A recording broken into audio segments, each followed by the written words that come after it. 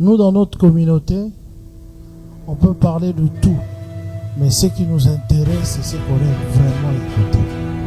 Et l'invasion de l'évangélisation, je crois pour réussir dans ce domaine, il faut être silencieux. Lokola mingi basala ramatalana dans cette histoire de femme Tamar. Je salue la présence du prophète Néma Sikatenda en ce lieu. Franchement, nous sommes vraiment bénis. Également, je salue aussi la présence des éminents hommes de Dieu qui vous accompagnent en leurs titres et qualités respectives. En tout cas, prophète Néma, moi j'aimerais vous remercier parce que dans l'introduction, quand vous avez fait l'introduction, vous nous avez très bien expliqué l'invasion évangélique. C'est que moi j'ai retenu, c'est que moi j'ai compris, c'est-à-dire c'est envahir, pénétrer des contrées pour sauver des âmes. Franchement, moi j'ai bien assimilé la leçon et je vous dis merci pour ça. Mais à propos déjà, excusez-moi, je me suis perdu un peu, je vais me retrouver. Voilà, à propos du thème de la croisade, vous nous avez parlé du premier et du deuxième cri de Jésus-Christ. Alors moi, il y a une question qui me brûle les lèvres, celle de savoir, c'est quoi la différence entre ces deux cris, le premier et le deuxième? Voilà, merci. Ok. Merci. C'est comme un sous-thème, parce que le message de l'évangélisation est connu, ce que je venais d'expliquer au départ, et c'est que mes amis éminents hommes de Dieu qui ont parlé concernant la bonne nouvelle du royaume de Dieu, que Jésus-Christ qui prime comme roi des rois, Seigneur des seigneurs. Sur la première et le mystère de la deuxième cri de la croix de Jésus-Christ, c'est un sous-thème que le Saint-Esprit m'avait donné. Je vais y aller un peu vite. Si nous lisons la Bible dans le livre de Luc, chapitre 23, versets 23 à 24, la Bible dit, mais ils insistaient en grand cri, demandaient qu'il fût crucifié. Et leurs cris l'emportèrent. Pilate prononça que ce qu'il demandait serait fait. Imaginez une grande autorité comme Pilate, gouverneur de la ville. Il est emporté parce que le méchant a crié. Crucifiez-lui. Et la Bible dit, leur cri, le cri des méchants, a emporté Pilate pour agir ainsi. Même si ce n'était pas de son propre gré. Mais à cause des cris des méchants, ça lui a poussé de crucifier Jésus. Qu'est-ce que cela veut dire? Je voulais tout simplement expliquer, avant d'y arriver au deuxième cri, que chaque être humain sur la terre, il a le premier cri dans sa vie, qui est appelé le cri de l'angoisse. Et ce cri de l'angoisse-là est lié à ses oppresseurs, à ses ennemis. En quelque sorte, je peux résumer ça au mauvais sort. Nous sommes des Bantous, nous sommes des Africains. Même ici en Europe, nous connaissons, il y a des mauvais sorts qui peuvent être lancés contre ta vie, et ces mauvais sorts-là s'attacher à ta vie et t'accompagner. C'est ça l'exemple. Ça, c'est un mauvais sort. Ils ont crié, crucifié. Ils ont crié fort. Et la Bible dit, leur cri emportant Pilate. Il était obligé d'exécuter les cris. Nous sommes dans la société, nous voyons combien de gens aujourd'hui que le monde des ténèbres est là pour crier concernant leur vie, pour détruire leur famille, pour détruire leur business. Du jour au jour, le monde satanique est là pour crier dans nos vies. Et ces cris-là aussi, ça se manifeste. Ils peuvent crier le soir. Mais dans la journée, ces cris-là ont des effets par rapport à nos travail. Tu entres dans le travail, puis on te chasse dans le travail. Tu es dans ton business, dans le commerce, après tout change. Tout le business est détruit. Et c'est sur ce genre de cris maintenant, des hommes spirituels. Donc, ils doivent avoir l'esprit de détecter que la situation de cette femme, au fur et à mesure que ça continue à en dire, ça, ce n'est plus des cris normaux. Ce sont des cris qui proviennent de loin, du monde du ténèbre, qui a affecté sa vie et est en train de détruire sa vie. Et Dieu nous a doté le pouvoir maintenant d'utiliser maintenant le deuxième cri. Dieu nous a donné maintenant le pouvoir d'utiliser le deuxième cri. Pour y aller, pour conclure, parce que ce sont des sujets ou des thèmes que nous allons développer pendant au moins toute une semaine, 2 semaines en Angola. On parlera de ça. Pour conclure à ce que je viens de dire là, on peut lire le livre je peux donner même deux exemples. Si nous lisons le livre d'Esther, vous allez comprendre que dans le livre d'Esther, il y a des cris de Mardochée. Le premier cri, la Bible dit dans Esther chapitre 3, verset 6 à 7, mais il daignait de porter des mains sur Mardochée seul, car on lui avait dit de quel peuple était Mardochée. Et il voulut détruire le peuple Mardochée, tous les Juifs qui se trouvaient dans tous les royaumes d'Assyrie. Verset 7, c'est Esther chapitre 3, 6, 7. Au premier mois, qui est le mois de Nissan, la 12e année du roi Assyris, on jeta le pire, c'est-à-dire le sort, devant Aman, pour chaque jour et pour chaque mois, jusqu'au 12e mois. Donc on jeta le pire, le sort, chaque jour, chaque mois, et jusqu'au 12e mois. On a commencé à jeter le sort du janvier. Et le 12e mois, le sort s'est attaché à Mardochée. Que ce qui sortait de la bouche des méchants, Mardochée devait subir ça. Et si vous allez dans chapitre 4, verset 1, Mardochée aya appris tout ce qui s'est passé, déchira ses vêtements, s'enveloppa dans un sac et se couvrit de cendres. Puis il alla au milieu de la ville à poussa avec force des cris amers. Là, vous comprenez que les cris d'amer que Mardochée a poussé provenaient du mauvais sort qui lui a été jeté là où il n'était pas là.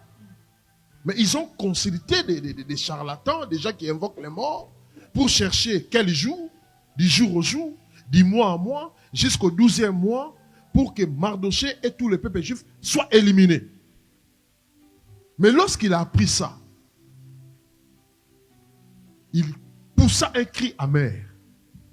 Chaque être humain sur la terre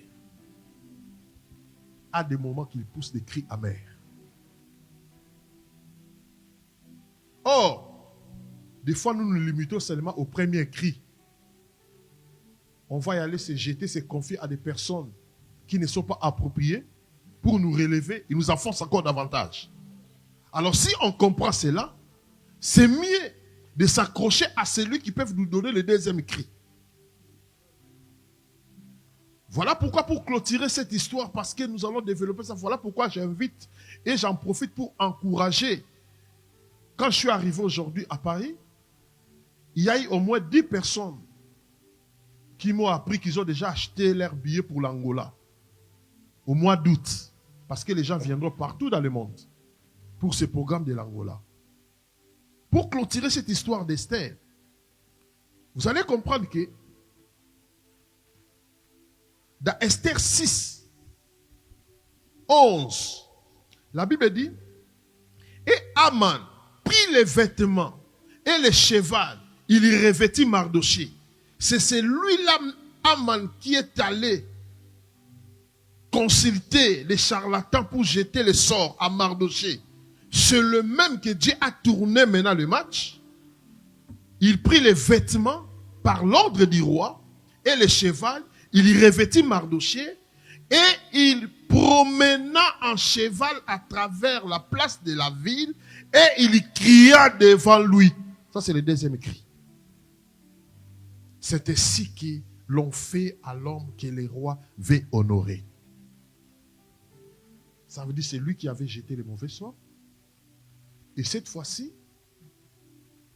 le mauvais sort qui a affecté Aman, et Mardochée, mais cette fois-ci, c'est celui maintenant que le roi ordonne, tu dois crier devant cette personne. Il a fait du bien au roi. Et qu'est-ce qu'on doit faire à celui que le roi veut honorer? Voilà pourquoi nous parlons du royaume de Dieu. Notre roi, c'est Jésus-Christ. Nous sommes censés obligés de faire du bien à ce roi Jésus. La seule façon de faire du bien, c'est de prêcher l'évangile, de sauver les âmes, de transformer l'homme.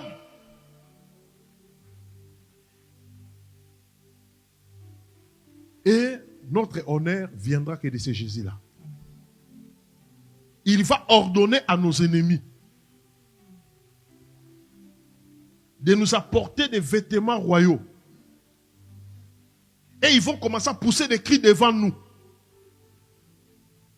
pour chanter la gloire de ce que Dieu a manifesté dans nos vies. Je pense qu'en 2 mots, c'est que je peux parler sur le mystère du premier et du deuxième cri. Parce que si vous allez plus loin dans Matthieu chapitre 27, vous allez le trouver que Jésus a poussé le premier cri. Mon Père, pourquoi m'as-tu abandonné? Donc pour dire, même Jésus-Christ, même s'il était le Fils de Dieu, mais tant qu'il a mis ses pieds sur la terre, parce que la Bible dit, le monde entier est sous l'empire du malin. Même s'il était le Fils, tant que ses pieds a foulé ses pieds, il doit passer par les premiers cris. Parce qu'il avait l'eau, il avait le sang. Mon Père, pourquoi m'as-tu abandonné? Et les gens commencent à se moquer. Il est en train d'appeler Élie pour venir lui apporter l'aide. Mais la Bible dit, après, la Bible dit, Jésus poussa de nouveau le deuxième cri. Et le deuxième cri qu'il poussa, il y remit son âme à Dieu. Et la Bible dit, premièrement, la terre trembla. Les rideaux du temple se déchiraient en deux. La Bible dit, les pierres se fondirent en deux. Les sépulcres s'ouvrirent. Et ceux qui étaient morts ressuscitèrent. Donc pour dire que la deuxième cri amène le tremblement dans le cas de nos ennemis. Ça nous donne encore l'espoir de vivre davantage. Et ça, c'est l'œuvre du Saint-Esprit en nous.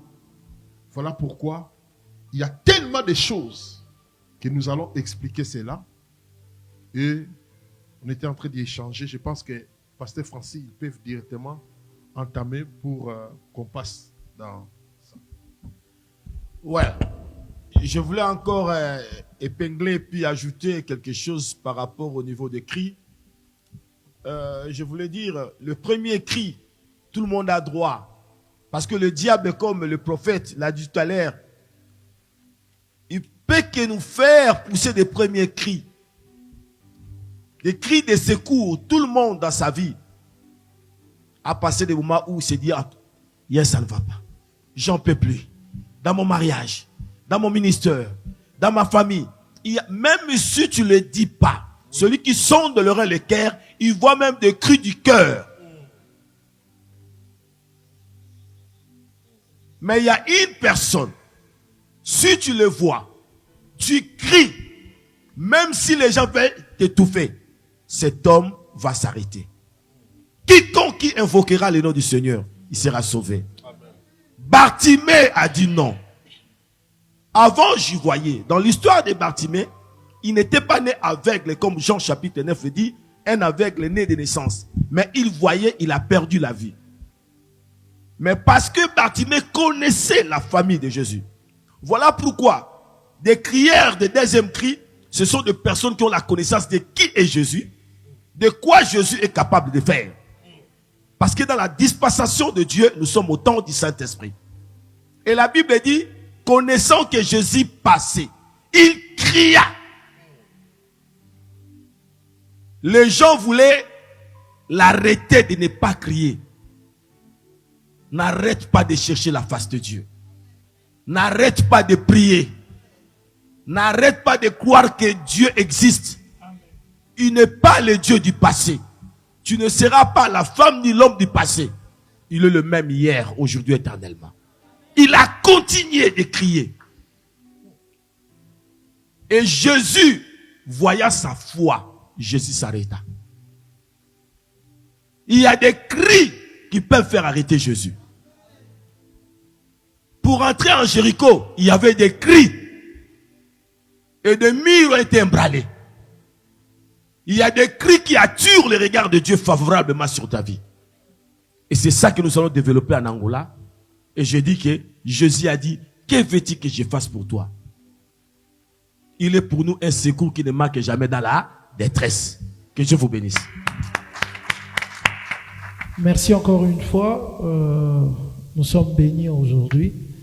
Je crois que mon confrère m'a dit, mais au fait, c'est une conférence de presse où on assiste vraiment à la prédication. Et je crois que cette manière de faire entre mieux que même quand on est dans le culte. Je crois que très prochainement, s'il y a une initiative comme ça, je viendrai en tout cas. En posant des questions, on comprend mieux et ça rentre mieux. Alors, nous allons entrer dans le col du ministère. Nous allons poser des questions et nous aurons la chance, les journalistes, de poser des sous-questions par rapport à la question que je veux poser.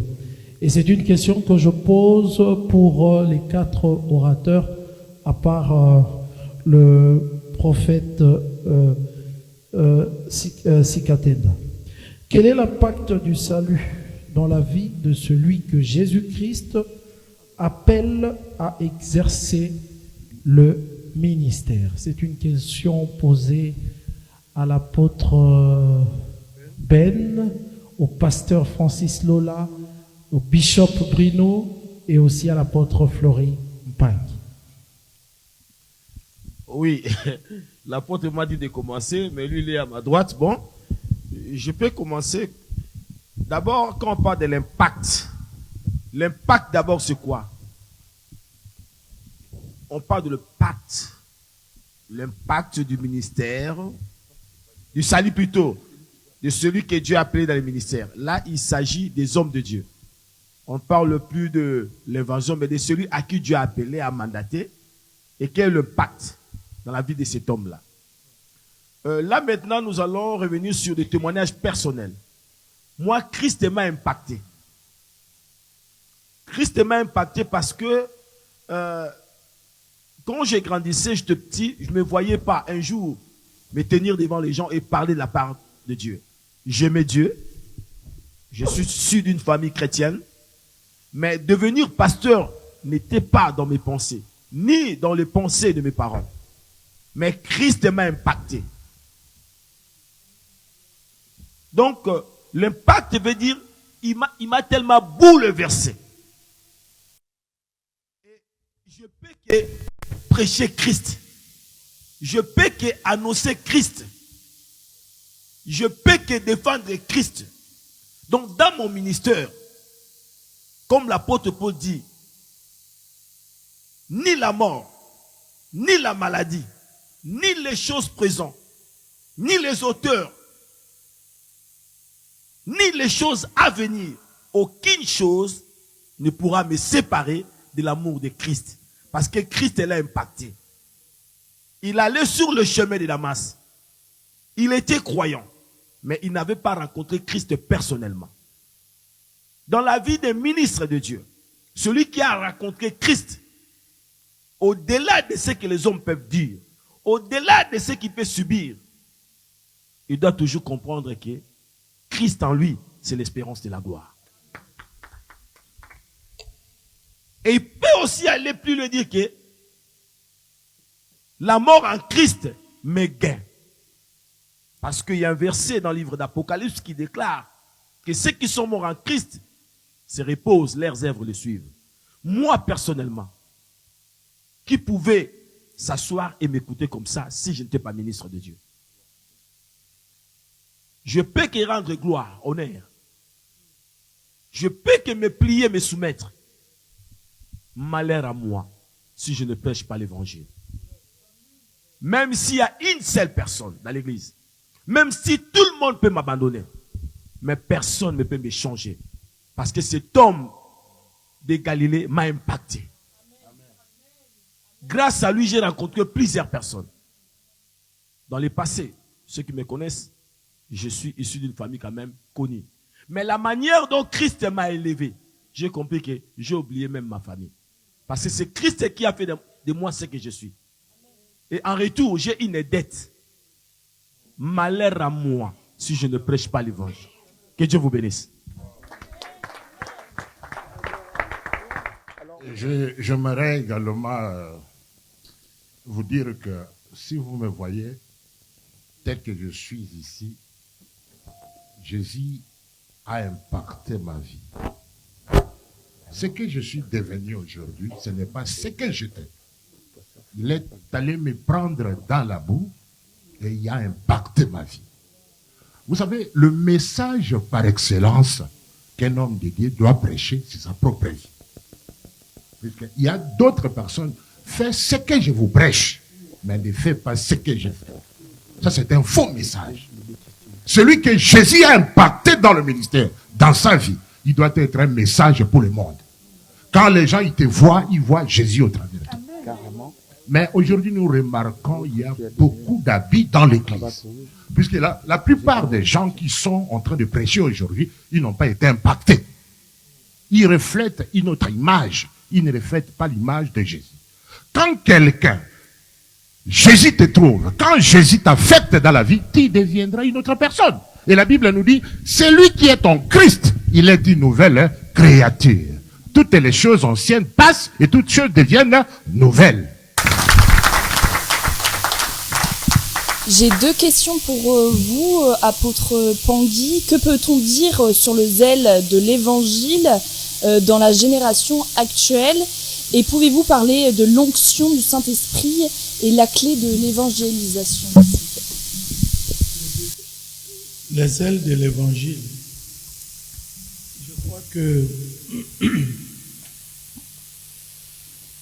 quand on regarde dans la Bible, dans Psaume 69,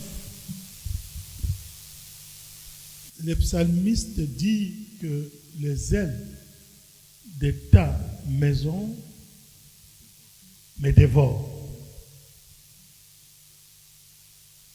Donc, quand on parle du zèle, aujourd'hui, normalement, le zèle, c'est vivre avec un amour profond, brûlant pour Dieu, même pour les prochains. Quand on parle de zèle, c'est un empressement, dévouement, mise au service pour une cause, au service d'une personne, et faire en sorte de maintenir le succès de quelque chose. Donc, quand tu fais l'évangélisation, tu dois tout faire pour maintenir le succès de l'évangélisation. Le problème pour les ailes, je me pose la question, c'est que je peux vous dire. Quelle est ton histoire avec celui qui t'a appelé? Quelle est ton expérience avec celui qui t'a appelé? Aujourd'hui, Abraham a une expérience, il va dire, j'étais dans ma patrie, j'étais dans ma famille, il m'a dit, tu dois quitter. C'est une expérience avec Dieu. Moïse va dire, j'étais en train de perdre le troupeau de mon papa. À un moment donné, j'ai vu le buisson ardent un feu qui ne se consume pas. J'ai entendu la voix. Pierre va dire, j'étais un pêcheur de poissons, mais quelqu'un m'a dit, viens, je vais te faire pêcheur d'hommes. Il y a un autre qui dira, pour terminer, j'étais dans les chemins de Damas pour aller persécuter les chrétiens, mais j'ai entendu une voix. À partir de ce moment-là, j'ai une expérience avec cette personne qui est notre époux. Alors, quand tu as ces ailes-là, plutôt tu as cette expérience avec cette personne, donc rien ne peut t'empêcher de les suivre. Rien ne peut t'empêcher d'évangéliser. Tu vas continuer à le faire. Pourquoi c'est plus fort que toi? Je vois pendant, par exemple, Jérémie. Jérémie ne savait pas parler. Il y avait une voix efféminée. Quand il parlait, les gens se moquaient de lui. Il était un peu découragé. Mais il dit, dans mon cœur, je sens comme le feu brûlant. Cela ne peut pas m'empêcher de continuer à évangéliser. Donc, c'est lui qui est zélé. C'est celui qui a... Ça peut être même les chants. Quand toi, tu es là, tu vois que non, tu crois à celui qui t'a appelé. Tu sais pourquoi quand tu chantes, personne ne peut t'empêcher de chanter, ni de prêcher l'évangile. Donc, les ailes, c'est quelque chose qui va te pousser à faire. Même Jésus-Christ, quand il est arrivé au temple, il a vu que ça ne marchait pas. On vendait, on faisait n'importe quoi. Les ailes qui étaient en lui ne l'ont pas empêché de commencer à frapper les gens. Quand tu as les ailes, il y aura quelque chose en toi. Tu ne peux pas rester insensible à ne rien faire. Quand tu vois les gens en train de mourir, mais les ailes en toi, tu dois dire quelque chose à la personne pour dire que non, tu dois changer de vie. Donc, bref, c'est ce que je peux dire. On peut aller même au-delà par rapport aux ailes du Saint-Esprit lui-même. Vous savez, Jésus, il était avec les disciples. C'est lui qui faisait tout et observait tout ce que Christ faisait. Ils étaient habitués de voir Jésus-Christ faire des miracles. Mais ils ne comprenaient pas qui était Jésus-Christ. Ils ne pouvaient, même jusqu'à ce que Jésus-Christ il est monté au ciel, ils n'ont pas pu comprendre dans l'immédiat qui était réellement Jésus-Christ. Ils voyaient Jésus-Christ multiplier les pains et les poissons, ressusciter des morts, qui faisait des miracles, les aveugles les voyaient. Mais à un moment, un jour, ils ont vu quelqu'un qui marchait sur les eaux, ils n'ont pas vu que c'était Christ qui était, mais c'était les démons. Parce qu'ils ne pouvaient pas comprendre qui était réellement Jésus. C'est pourquoi il leur a dit, en ce qui concerne l'évangélisation, ne faites rien. Attendez le moment venu. Attendez le moment avant de faire l'évangélisation. Il faut attendre. Ils sont allés à la chambre haute. Je suis allé en Israël et j'ai vu la chambre haute, comment c'était. Ils se sont renfermés. Ils étaient à 120. Ils ne pouvaient pas évangéliser. Ils attendaient le mois venu. Jusqu'au jour, à la Pentecôte, le Saint-Esprit était descendu. Et le Saint-Esprit a transformé leur vie. Quand tu as l'Esprit de Dieu, cela bannit même la peur. Bannit même la pauvreté. Bannit même la souffrance. Bannit même l'état dans lequel toi tu te trouves. Tu peux oublier même ton identité. Car le Saint-Esprit en toi, c'est celui qui va œuvrer en toi. Lorsque le Saint-Esprit est descendu, à ce moment-là, Pierre se tient debout pour la première fois. Lui qui avait peur il avait peur même devant des femmes. Il avait peur des gens. Il a commencé à parler. Donc, le Saint-Esprit en toi, c'est l'une des clés d'évangélisation. Voilà, je me limite là.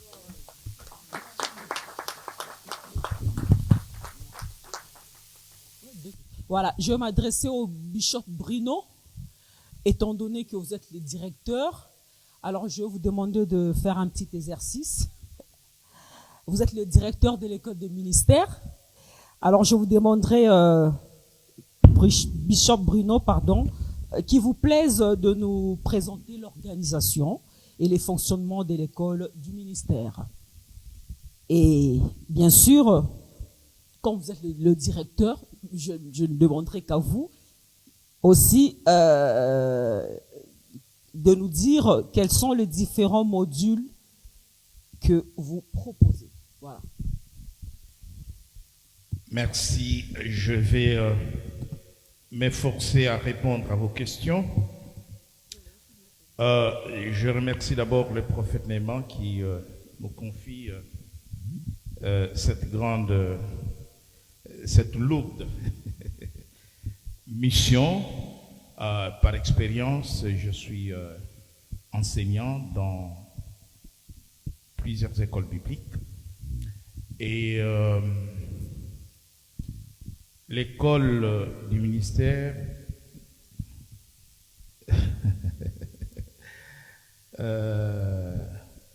et donc j'ai été, comme le dit le prophète, le directeur des croisades de Maurice Cérillo, mon père spirituel, dans la francophonie, en Europe et en Afrique. Et en ce qui concerne les fonctionnements de l'organisation, l'école de ministère Neema Ministries, d'abord c'est une école mobile, et une école qui va se déplacer, n'est-ce pas, avec l'évasion évangélique.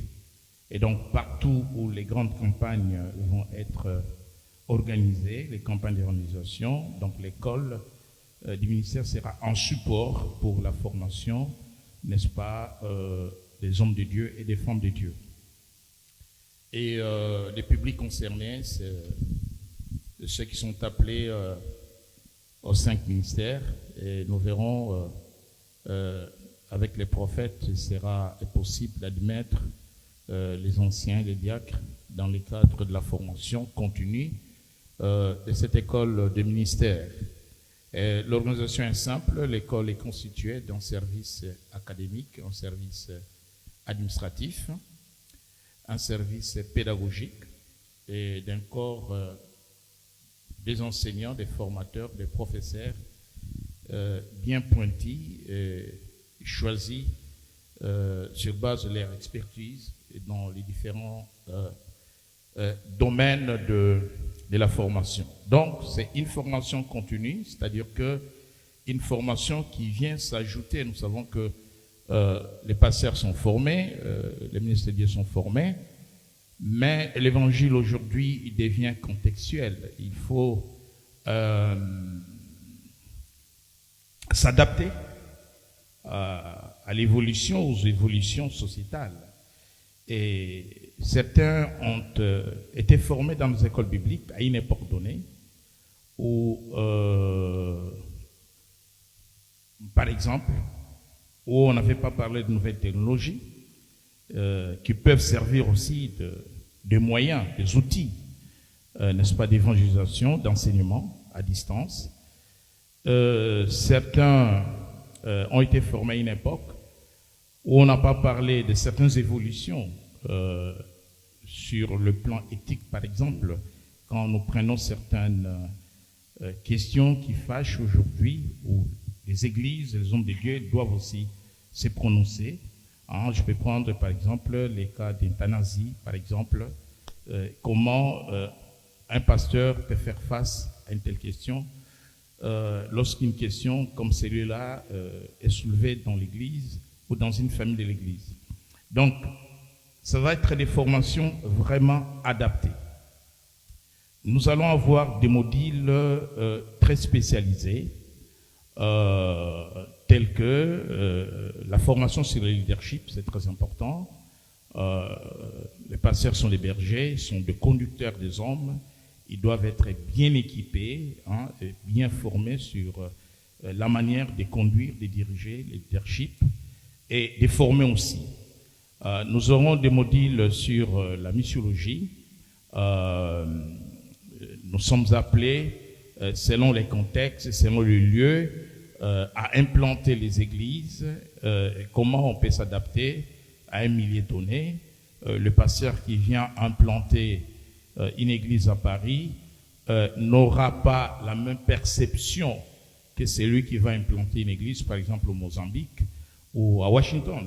Donc ça, c'est la missiologie qui forme les missionnaires, qui forme les hommes de Dieu selon les contextes du lieu, de l'environnement où ils vont évoluer. Nous aurons des modules, par exemple, sur l'évangélisation, sur la croissance de l'Église, sur les finances de l'Église, mais aussi sur l'Église et le développement des formations sur, par exemple, l'entrepreneuriat. Et donc, c'est vraiment 2 modules qui vont être adaptés aux besoins de l'Église, mais aussi aux besoins des pasteurs et je vais dire aux besoins aussi de la société. Donc voilà en filigrane l'organisation, le fonctionnement et les modules que nous proposons dans les cadres de l'école du ministère Neema Ministries. Merci Adil Ondolé. Prophète, nous vous avons écouté, Toyokiyo, mais ba Congolais va yokiyo te. Batu bazako fundayo ulingaki kusala buzz dans cette histoire de femme Tamar. Tu peux pas passer comme ça sans pour autant qu'on en parle. Qu'est-ce qui s'est réellement passé avec la femme Tamar en Angola? Voilà. En tout cas, Marc Tabou, tu avais raison. Même des gens qui dormaient là-bas, ils se sont réveillés. Donc, comme tu as dit, tu as bien parlé de tous les sujets, mais les Congolais, ils t'ont pas écouté. Voilà, les Congolais, ils sont debout là-bas. En tout cas, je bénis le Seigneur pour ta question. C'est une histoire qui a vraiment, comme je peux dire, mis le fait dans les réseaux sociaux et partout dans le monde. On ne peut pas passer inaperçu. Vous savez, Dieu est le maître des temps et des circonstances. Peut-être hier, il ne m'avait pas donné le temps de parler. Comme je suis là, vous êtes journaliste, je ne peux pas ignorer cette question. Je vais les répondre. Mais avant de répondre, j'aimerais donner le micro à un couple. C'est pour la première fois qu'on se voit aujourd'hui, de donner un témoignage puissant, fort. Et après leur témoignage, je pourrais maintenant y répondre même 1 minute. Et puis, le bishop Quim, il pourra peut-être ajouter, peut-être, je ne sais pas, un conseil à cette nouvelle génération. Je demanderai au couple, surtout à notre maman de l'évangéliste Franck, si acclamons, oui, acclamons fort pour le Seigneur. Le couple, oui, le couple passer même là. Oui. Shalom, peuple de Dieu. Shalom. Soyez abondamment bénis. Je suis pasteur Fifi Logero, l'épouse de l'évangéliste Julien. Je suis pasteur Fifi Logero, l'épouse de l'évangéliste Julien Logero, de l'église de Yahweh Shama à Neuilly-Plaisance. En fait, c'est la première fois que je vois prophète Neema parce que je ne le connaissais pas. Et mon mari et moi, on était en jeûne de 90 jours. On priait par rapport à l'église. Et on avait commencé le 15 décembre. C'était du 15 décembre au 15 mars. Et les 12 mars, non, avant ça, j'avais entendu des rumeurs par rapport à ce qui s'est passé avec la chanteuse. Et moi, je ne suis pas trop dans les réseaux sociaux. Je ne suis pas trop dans les réseaux sociaux. Je regardais vite fait, prophète Neema a prophétisé et tout, c'était vraiment vite fait. Après, bon, je vais passer autre. Et j'ai dormi, j'étais en pleine prière des 90 jours. On ne mange pas de viande, tout ce qui est des produits laitiers, poissons et tout, on n'était que vraiment en légumes. Et j'ai dormi, j'avais une vision. J'ai vu qu'on était dans une salle. Il y avait, je ne sais pas où c'était où, il y avait prophète Neema qui prophétisait sur les gens. Il avait commencé à prophétiser sur moi. Il a prophétisé aussi sur une sœur qui est là, qui est venue aujourd'hui.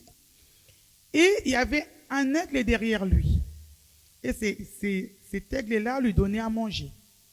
Et après, quand je regardais, il était habillé en blanc. Il y avait beaucoup d'anges tout autour de lui. Mais ce qu'il me disait, il me disait juste moi demain, mais je ne comprenais pas tout.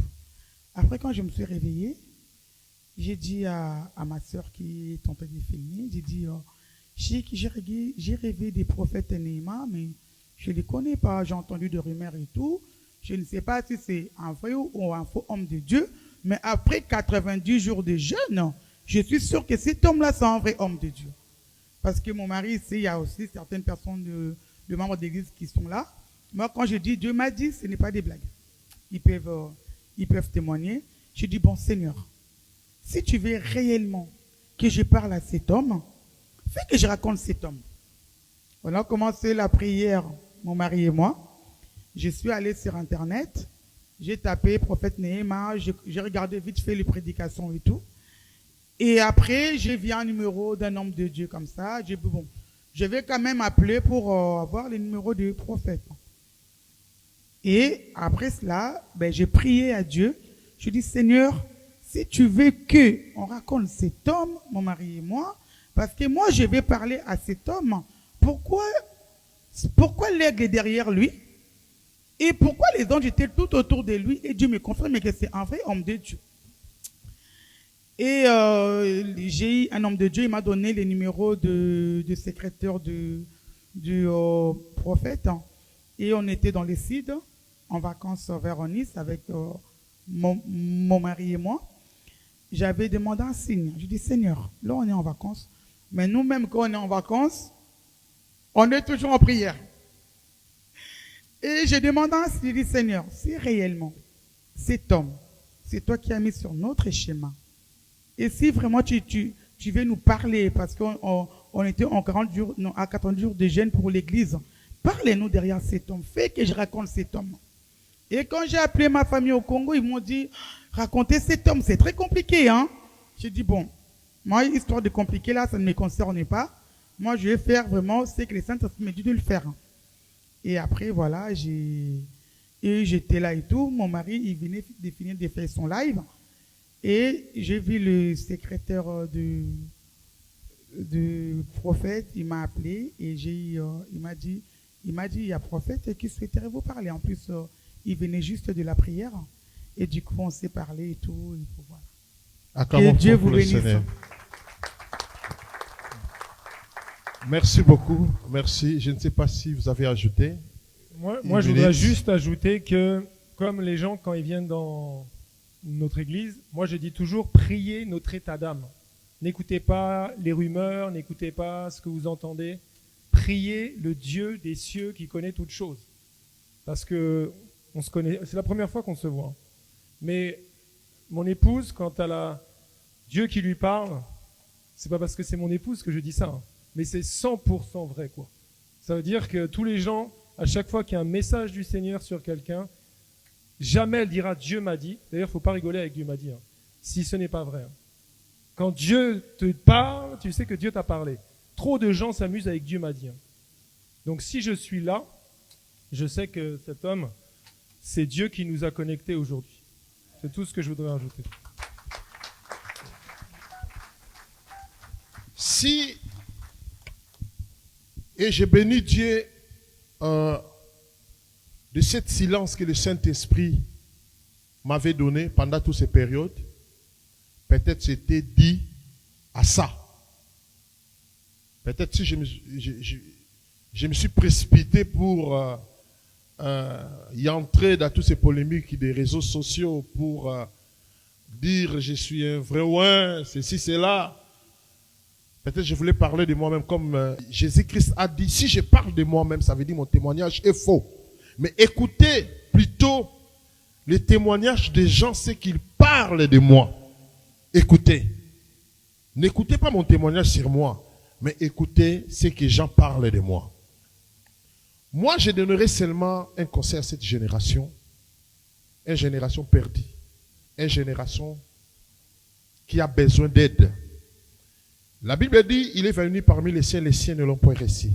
Mais à tous ceux qui l'ont reçu, il leur a donné le pouvoir de devenir enfants de Dieu. Je ne suis pas là pour y entrer dans les détails de ce qui s'est passé au niveau de Luanda. J'étais là, comme je suis là, dans mon programme, je suis en train d'exercer. C'était un programme bien précis.